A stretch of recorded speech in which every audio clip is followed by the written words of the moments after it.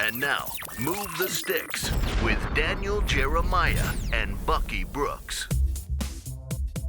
What's up, everybody? Welcome to Move the Sticks. DJ Buck back with you. Buck, what is going on? Long time no see, man. What up, DJ? I missed you, man. We haven't had a chance to have some good football conversations.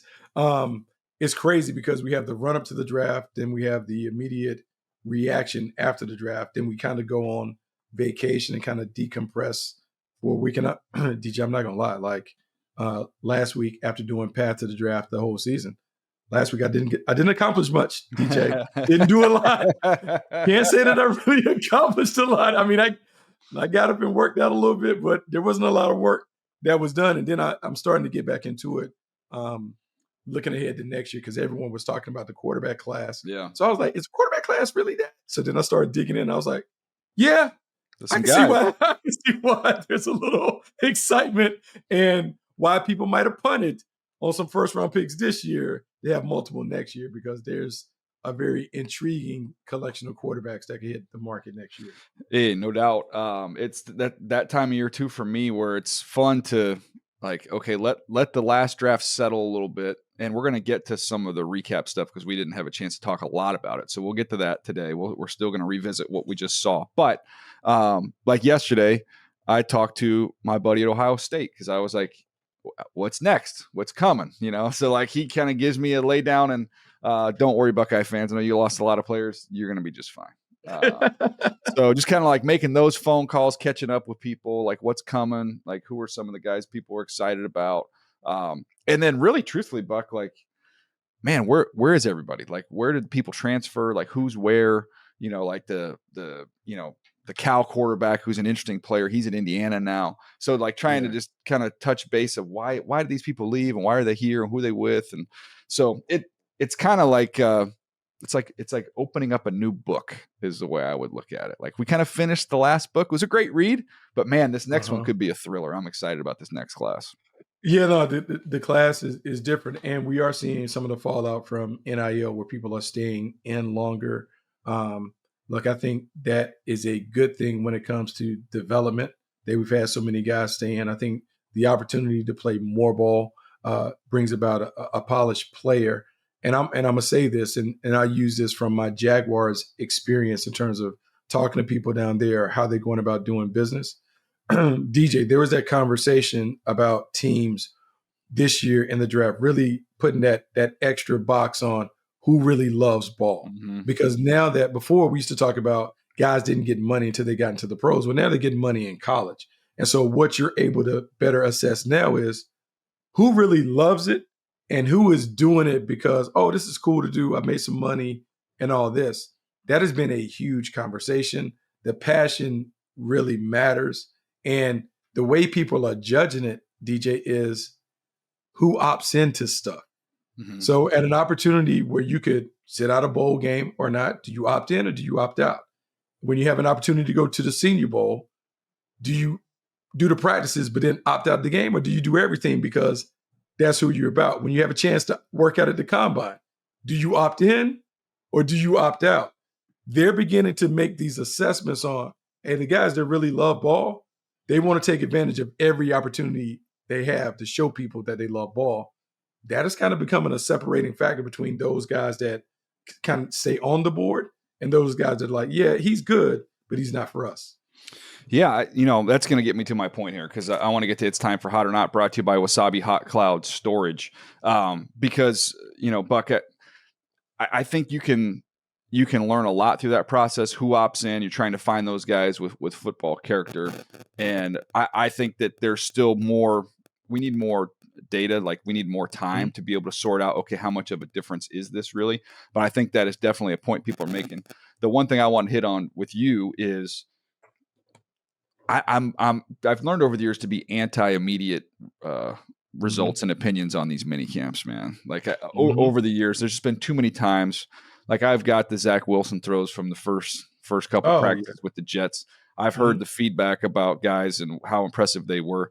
So I don't want to throw cold water on people getting excited right now, but I do want to just kind of, as we kick this thing off here, just be a little cautionary with the stuff that we're hearing this time. Let's at least get to training camp and get the pads on and get to real football before we start getting either too high or too low based off what we're hearing. You remember Jamar Chase was dropping balls in minicamp like that? And that not only minicamp, I think he dropped balls in the first 2 preseason games, and everyone was on him, and then he ended up like being a dog, like just absolutely killing it. Like everyone will acclimate to the pro game at a different pace.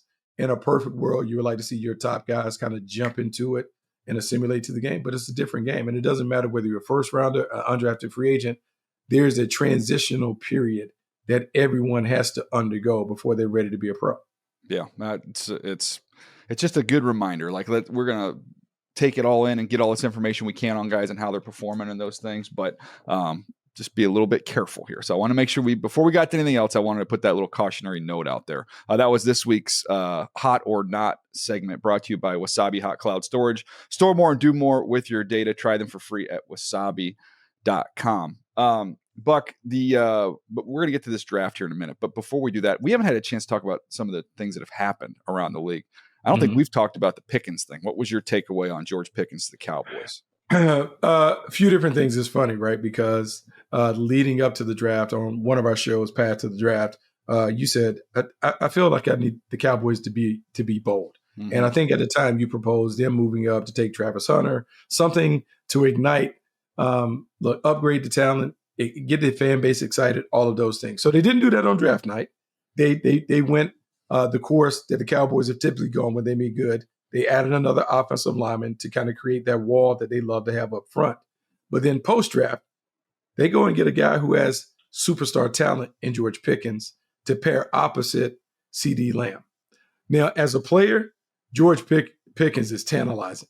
I mean, he has size, he has speed, he has athleticism, ball skills. He has a big game mentality. The bigger the game, the better he plays. But there's the stuff that you worry about when he's not engaged in the game, whether it's through a lack of activity, he can kind of shut down, or an immaturity about him where he doesn't bring his best effort all the time. You just wonder in that locker room, in that city, for that team, how does that play out? Do we get the best of George Pickens, or do we see the worst of George Pickens as he's pining for a new contract? I'm going back through because I wanted to look this up. So I'm looking at who the next best pass catcher was with Pickens. So last year would have been Freiermuth, who was 65 catches for 653 yards. Let's go back 1 year before that in 23. With Pickens, you had Deontay Johnson, 700 yards, 5 touchdowns that year. You go back then 22. I think we're getting to the point where this would be kind of his first year. Deontay Johnson again, 86 balls, but 800 yards. My point being, like, he's never been paired with somebody like CeeDee Lamb ever. Mm-hmm. So for the frustration, and I think his expiration date had come and gone with Pittsburgh for all the other reasons, and it was just the juice wasn't worth the squeeze. And I said it when they made the trade for DK Metcalf. This is a duplication. Like I don't see how this works with these two guys. Like you got two guys that play this. They're two power forwards. You need to go get a shooting guard if you're Pittsburgh. Balance it up. And he needs to go somewhere where they have a shooting guard. So he goes to pair up with CeeDee Lamb, who can do everything at all levels, but really CeeDee can just wear you out underneath, intermediate. And now we can get Pickens to kind of stretch the defense a little bit, get some big plays, some home run balls, and then now we kind of free up even CeeDee more. To me, fit, man, like fit matters. And people think you're talking out of both sides of your mouth when you're like, well, Pittsburgh needed to move on. But then I come out and say, what's a bold move for the Cowboys? I kind of like it. Well, how can you be both? Because it's fit. His fit did not work with Pittsburgh right now. And I actually like this fit with the Cowboys. I do. And so, okay, I believe everybody has a sweet spot, and we all are nostalgic. Mm-hmm. And so we tend to, when we've had success previous in our life, we want to replicate that success. So when I look at the Cowboys, I believe they always want to go back to being the 90s version of the Cowboys. Is this Alvin Harper? Are you going to hit me with this as Alvin Harper, Buck? Is that where you're going? He's the Alvin Harper stretch to field guy. I love it. They already got 88. Same number. With Mike Irvin coming there. And remember, Alvin Harper was great for the Cowboys. Wasn't the same when he left. Yeah. But for the Cowboys, I want to say Alvin Harper averaged like 17, 18, maybe 20 yards per catch. Big plays. DJ, I just have this thing in my mind the favorite play that everyone loves to run is called dagger, right? It's the slot receiver runs a vertical, the guy on the outside runs a dig at 16 yards. You put a fast guy in the slot, it lifts the coverage, and in comes CeeDee Lamb right behind it catching. Yeah. If you collapse on Lamb, they throw it right over the top to Pickens. To me, I just see this team playing these two-man games with Pickens and Lamb on the same side, running all these combination routes where you can't be right because you just can't deal with his speed and athleticism that is a Pickens, and then the route running and the craftiness of CeeDee Lamb. Even though I thought Brian Schottenheimer was going to come in and was going to grind it out, I still think they can do it, but it's going to look like the 90s version of the Cowboys. That's how not they the played. 2000 versions. Yeah. That's how they did it. I mean, they ran it with Emmett in that offensive line, and then they had big plays over the top with Harper, and then they had Irvin on every 3rd and 6. There's nothing you could – good luck. Can't stop the slant. He's going to beat you up. And both those guys, I think, down in the red area, too, are going to give Dak kind of rangy guys to go get the ball to. I just wonder if they're good enough at tailback to do what they need to do. Because as excited as I am about what they could be in the passing game, because look, you talk about Pickens, Lamb, Ferguson. You have guys who have Pro Bowl potential. But to control the game against the teams in their division, because remember, we always talk about you got to build your team to win the division. They cannot get in a shootout with the Philadelphia Eagles. They got to be able to control the game by running it. Are they good enough at tailback to run it? I think their offensive line is going to be solid, but I still feel like, are they special enough at back? That's what I would need to see early in the year. Can they run it and control and get enough pop out the running game? Yeah, I mean, you go out and get Tyler Booker, so they got the offensive lines with the Tylers, right? They got Guyton, Smith, Booker, Cooper Beebe's a good young player. I'm with you. I think the offensive line's good. I like Ferguson as a tight end. Their running backs, just to refresh everybody, is Javonte Williams, Miles Sanders. Those are 2 veterans, and they go out and get a couple rookies. Jaden Blue, who's going to be more of a pass catcher, change of pace, speed back out of Texas. And then Phil Maffa, who's kind of more of that banger, physical, 230-pound back who can play downhill. And they still have Deuce Vaughn there as well. But I think that's that's where you could kind of differ from those Cowboy teams we're talking about. There's no Hall of Famer in that backfield. No, there's not. But what always happens at the end of training camp? There's always a veteran or two that shake loose. There's always a veteran running back that's hanging out there. That guy that you contact end of July, hey, you staying in shape? How you feel? You working? Who's still out there? Nick Chubb? Who? I was going to say J.K. Dobbins. I don't think he's signed anywhere yet. And J.K., when he's been his whole career, when he's been healthy, he's been good. It's just staying on the field. But they might have enough backs there where you could say, hey, you come in here. They've had some success with an Ohio State running back in recent history. So maybe we get him and kind of ease him in and try and preserve him throughout the year. They got other guys to get the ball to, but he'd be a nice piece. I think he'd be a nice piece to what they have there. Yeah, look, DJ, I'm not opposed to that. And we know how this thing goes. Like, the leverage now goes back to the team. And so if the team plays the waiting game, some of those players that are out there looking for homes, they'll be able to get someone to feel that. Right now, look, it's still a work in progress. But look, that offense is certainly dangerous enough where they can win games in the passing game. That offensive line is going to be good. They're going to find a way. Can they get the stops on defense? But yeah, look, they're much improved. And I say that knowing that they can be much improved and not finish a spot higher in the division standings. It's a good division. I mean, look, Javonte Williams, he's got ability. I mean, maybe he can find it there. Maybe that's a good fit for him, and he can kind of emerge as that back that we thought he was going to be when he was coming out of college. So here's what our guy Jack did, Buck. Jack Andrade is the best researcher in the business. So we started doing this a couple years ago. Put out a top 150. So I like to kind of evaluate drafts, and instead of just willy-nilly going A, C, C+, B-, like I said, let's do this scientifically. Like if we just figure out a formula to just kind of based off, that's how I saw them, and then I can give you an honest opinion of who I thought did the best job. So it's pretty simple, really. Jack does a great job of just taking the 150. The first pick is worth, if 150 points, the 150 pick is worth 1 point. So it's a way to kind of see who added the most, value according to that. And then also we looked at who gave you the most points and value over expected. If you think about those expected yards we use in football now, this is basically like, hey, if you were picking 20th and you got the 10th best player, then that's plus 10 in terms of, the value that at least how I perceive Mhm. it, how you got it. And everybody has their own opinions. But these are the teams that shook out well, just based off how I saw the players. And we'll get your thoughts on some of these draft classes. Number one, in terms of the total points. So just add all the points together, just raw numbers. The Cleveland Browns were number one with 683 points. That's 7 of my top 150 players. Wow. Right behind them was the Patriots.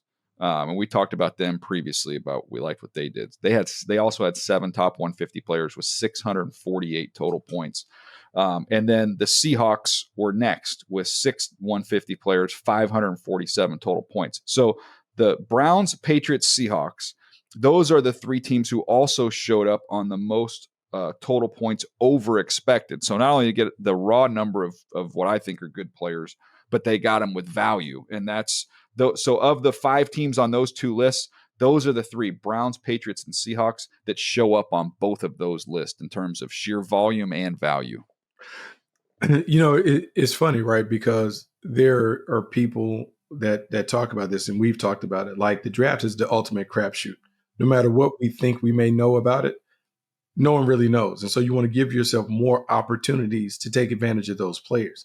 And so when we talk about the Cleveland Browns specifically, you talk about getting 7 of your top 150 and being able to just throw some darts in those rounds. Like, hey, man, that's a really good player. We don't have an immediate need, but hey, he's good. We can't go wrong taking good players. Mm-hmm. And some people are disciplined enough to chase talent as opposed to chasing the need. And it appears that the Cleveland Browns did that. The New England Patriots, we've talked about doing that. If you want to build a good roster, man, you just got to take good players and then figure out what to do with them once you get them in the building. Yeah, I feel like we've talked about those 2 teams, the Browns and the Patriots, and we love what they did. The Seahawks one was interesting to me too. Just when you look at who they added and some of the pieces, if you just look on the offensive side of the ball, Gray Zabel, and we both loved him as someone who can play up and down the line. It was a glaring need for them along the interior of the offensive line, so they bring him in the mix. You get Elijah Arroyo, who is a super Talented athletic, very talented playmaker, tight end in the second round. You take your shot on Milroe, like, hey, go ahead and let's take your shot and see what you get there. Torrey Horton, if he had been healthy, the receiver from Colorado State, he goes way before the 5th round. So that was tremendous value. So those are some of the guys on the offensive side that I liked. And then on the defensive side, Eamon Wari, who is a first-round talented player. It just happens that a safety always falls out. It happens every year. He was the guy this year, so they get him in the 2nd round. And then Riley Mills on the defensive side. I thought he would have been a 2nd or 3rd round pick if he had been healthy. He has that knee injury in the playoff game, the DT out of Notre Dame. But that's a starting caliber player. So I love what the Seahawks did. And what I like about that, like, I think it's a combination of both, right? Remember, we talked about nostalgia and how every coach, every scout is nostalgic about the great players that they've been around. So let's talk about Eamon Wari. And he comes in, and naturally, John Snyder and those guys can envision him being a faster version of Cam Chancellor. But Mike McDonald has a closer reference by being able to be like, well, look, I just had a big safety in Kyle Hamilton who really helped change our defense and do those things. I think Mike McDonald being able to go against Lamar Jackson every day can allow him to be like, hey, let's take a chance on Jalen Milroe, because I know he may be deficient in some area, but man, a quarterback with that level of athleticism can really be problematic for a defense to defend. And if you start thinking about those things where front office and coaching staff are working together and kind of coming with a shared vision of how they want to build out this roster, to me, I think it's all over the guys that they brought in. It is a combination of Snyder and McDonald having these conversations about how they can get the best in the players that they bring onto the team. Yeah, I think that there's a lot of clues that were left, and I'm going to try and remember this as we go into next year. It's just looking at the history of these GMs and coaches and who's helped them get into the chairs that they're in, because that tends to be what they're looking to, find out there. That's what's they've ate that meal and been very satisfied with the way it tastes and how it treated them, and they'd like to go back and have that same meal again. And there's nothing wrong with it. I like that philosophy. I like if it's not broke, don't fix it. Let's go after guys that we know, or prototypes, right? I believe everybody has a sweet tooth. Like, I like vanilla ice cream. I like certain cookies. I like those things. So I'm going to go and get that treat. When I want a treat, I'm going to go get that. So when you're a team and evaluator, you want to kind of follow that plan and kind of make it happen. And for the Seahawks, who have always been able to prioritize athleticism and instincts for the players that they've drafted, I think those traits show up. And you're right about the Notre Dame defensive tackle. He was so good. Oh, Riley Mills, yeah. Riley Mills. He was so good until the injury. But to me, he strikes me as a worker bee, right? The worker bee that you just have on the line. You look up and you're like, man, this guy's played 10 years. He's played 10 years in the league because he just kind of falls into the mix, kind of like a Kyle Williams type, right? That you just see them work and work and work. They make a ton of plays and they get after it. It's not just about the stars that you bring. It's about the glue guys, the guys that fill key roles. He has the potential to do that. So there's 4 other teams that showed up on one of these 2 lists. So the 3 that were the universally that I thought were the best, Browns, Patriots, Seahawks, they show up on both lists. But then on the total value, you get the Giants and the Cardinals. They show up on there. And then points and value over expected, so the guys who exceeded where they were picking, the Steelers and the Eagles both show up on there. So which I always find it somewhat interesting, and I'm totally open and honest about it, that the way I was trained and what I value in players, it's not going to be a surprise that you're going to see, Steelers, Eagles, because there's people in those front offices that I really have the same education. We grew up the same, we were taught the same, we were trained the same. So we're going to value the same things in players. So there's a reason why almost every year when I do this, the Eagles end up showing up on there because we like the same things. So that's just kind of how that works. We do. And we all are impacted by our centers of influence, right? So Yeah. I can sit here and wax poetic about Seattle. Well, John Snyder gave me my first job scouting. John Snyder was also with me in Green Bay when I was a player, and he was part of the front office. And look, Ron Wolf was very impactful in terms of not only how those teams were built, but how I learned scouting and that other stuff. So yeah, some of the values, some of the traits that I look for in players, it stems from that same tree. And look, when the people we're around have been very successful utilizing that model, why would we deviate from it? We've seen the success. We've seen what happens when it goes right. And look, I understand it. I value a lot of those traits that I learned coming up, and I continue to try and expand my brain. But look, that core is the core. Like your core beliefs are your core beliefs, and it's hard to really change from that. There was a little video. I think it was like a 16-minute clip. I didn't see all of it, but I love these teams that give you the behind the scenes look inside the draft room. But the Eagles put one out on all their draft process and them trying to trade up to try and get Jihad Campbell. That was an interesting part of it. But the more interesting thing to me was prior to day 3, Howie Roseman was in front of the room. And they said, we're going to go by position. So for those that don't know, when you're in a draft room, you have scouts who get areas. And then after you get an area, you get a cross-check position. So you're in charge of a position and you watch all of the players at that specific position. So he goes to every scout at each position and he says, okay, as we're getting into day 3, we don't need role players and backups here. Like who has, and they're not saying it's a great shot, but who has a chance to be a starter? Like, let's start with tackles. Who is the one player you think that it could be 3 years from now, but this player has starter ability? I'm not getting like who's got the high floor. They screw the floor. That on day 3, they are ceiling chasers. So who could potentially hit and be a starter? And he went through every scout at every position.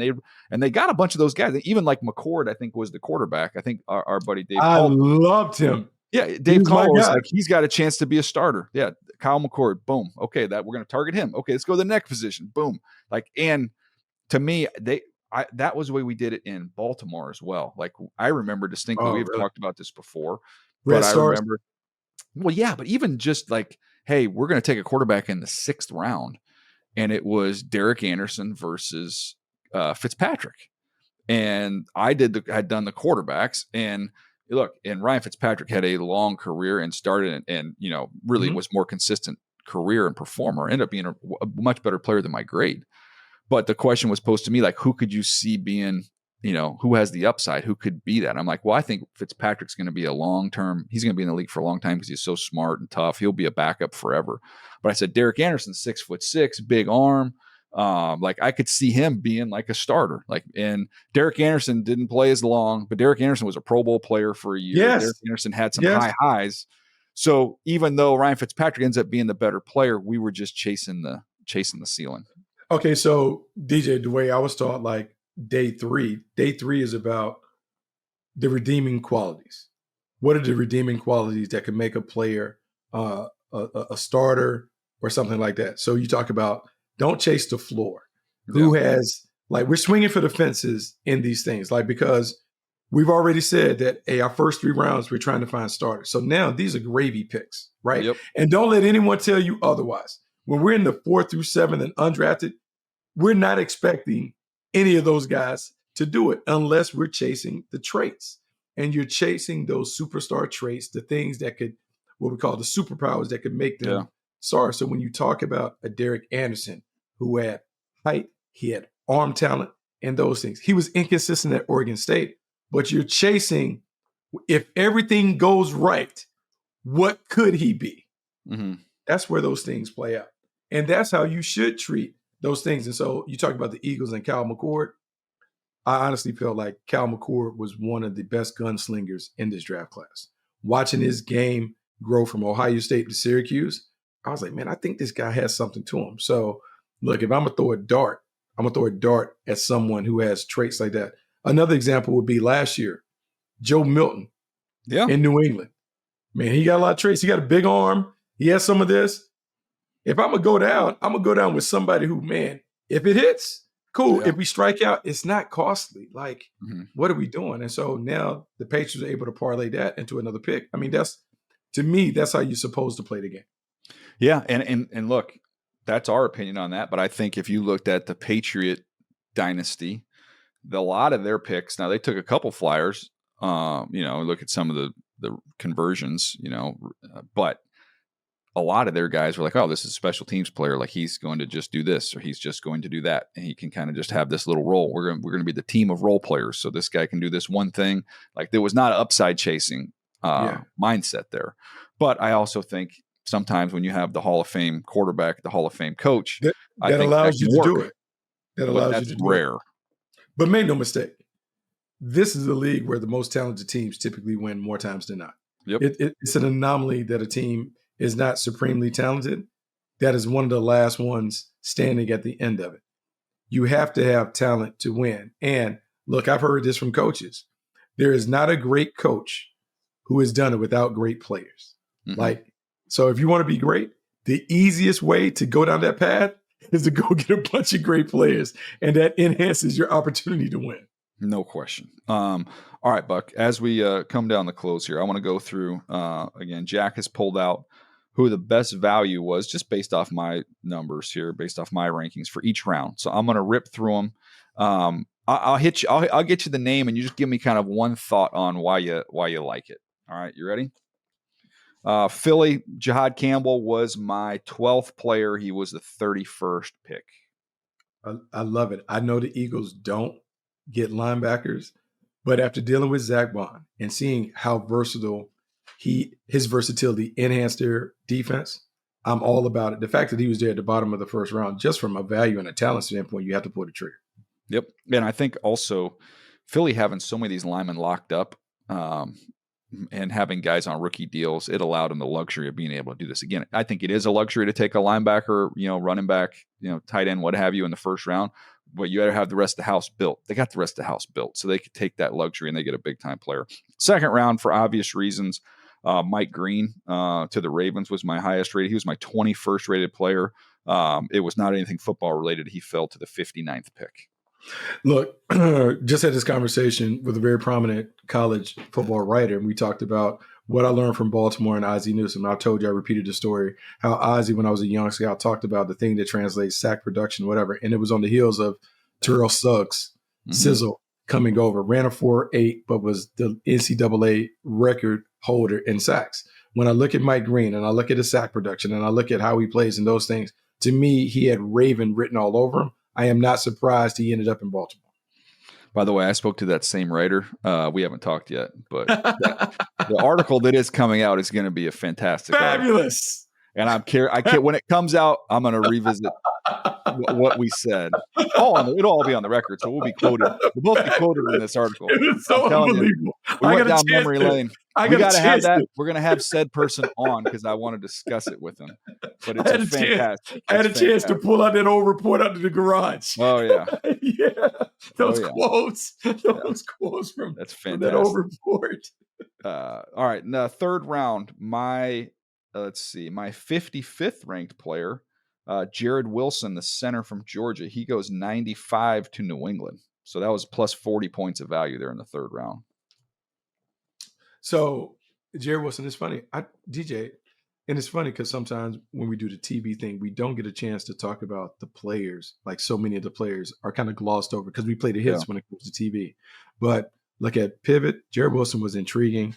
I'm not surprised about the Patriot thing. Like that person, that position is so critical. He can to your move, success. man. He's And so being athletic. and moving, it's hard to find like smart and athletic at that spot. Tends to be a good one. Yeah, I like that one. Then we get to the fourth round. It's New England again. This is why I love what they did. I mean, Joshua Farmer, to me, was my 77th player as a defensive tackle out of Florida State who had a great Senior Bowl. They got him at 137.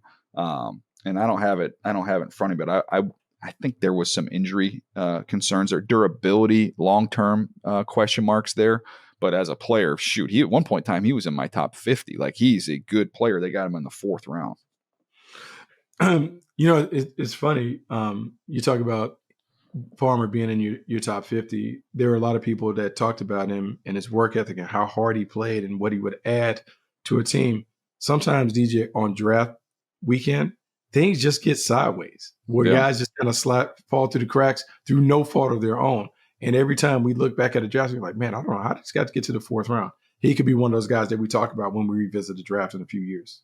Not a surprise. The fifth rounder was Shador, who was the last of my top 50 to go. He was my 20th player, ended up going 144. All the signs, again, we said everything you take with a grain of salt here. The early signs look good at minicamp. I mean, look, for all the discourse and all the conversation, and it got tiresome on all sides to me, but the guy was a heck of a lot better than the 144th pick. I mean, that nobody should dispute that. And he's going to end up being a great value pick.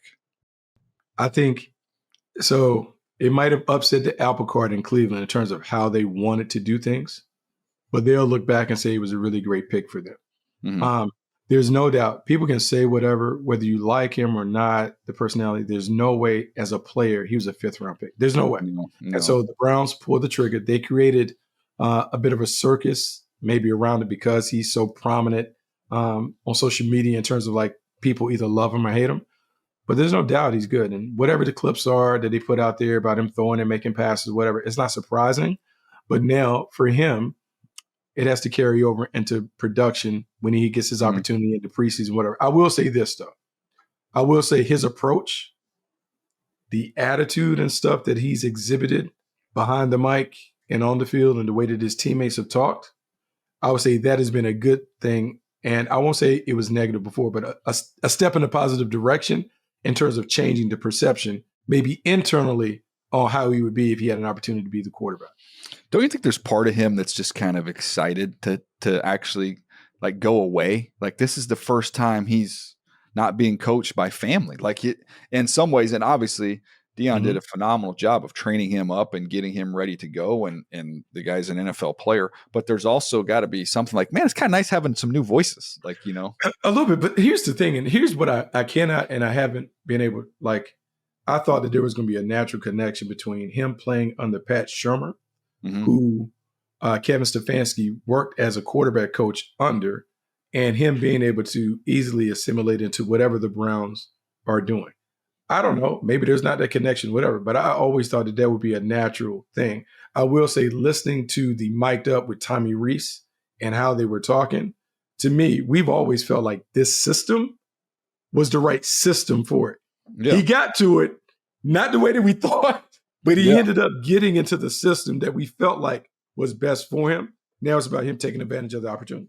100%. All right. In the 6th and 7th rounds, in the 6th round, it was Jalen Reed, the safety from Penn State. My 74th player was 187. So that was a massive difference there. So I liked him a lot more than where he ended up going. And then lastly, not a surprise because it's a quarterback, but Quinn Ewers was my 119th player, and he was a 231st pick. He almost went undrafted, man. 7th round pick going to the Miami Dolphins. Unbelievable. But once again, DJ, the most important part is fit in scheme. This is a perfect scheme for Quinn Ewers. Having been around Quinn Ewers since he was in high school, we had a chance to talk to him in path to the draft. Like, to me, I think there's a weight off his shoulders in terms of the pressure that's not on him. He actually has an opportunity to go to a place and just play ball without all the fanfare and stuff for the first time in his entire life. Mm-hmm. And we have seen lesser players coming there and play well in this. We saw Skylar Thompson lead his team to the playoffs and play in a postseason game. Quinn Ewers can do this in this system. He has enough weaponry around him if he has a chance to play to have success. So it should be a good thing for him. No doubt. Excited to see what that looks like. There's Zach Wilson in that room. Tua, that's an interesting preseason. It'll be interesting to follow all those guys, see how they end up doing. Buck, anything else you want to get to before we jump out of here? It's been great to catch up, man. Man, it has been great to catch up. Like, DJ, it's fun because, like, it's as much as we talk about the draft, like, now with guys going to camp, like OTAs and stuff, like, football is kind of back in a way, in a weird way. Like, football is back. And so I'm sure you'll probably pop in, see what the Chargers are doing. Mm-hmm. I'll get a chance to go to Jacksonville at the end of the month to kind of see what they're doing. So I'm excited to see how the young guys are playing. No doubt. Well, it's been great to be back together. Great to chat some football. We'll do it again soon. We appreciate you guys hanging with us, and we'll see you next time right here on Move the Sticks.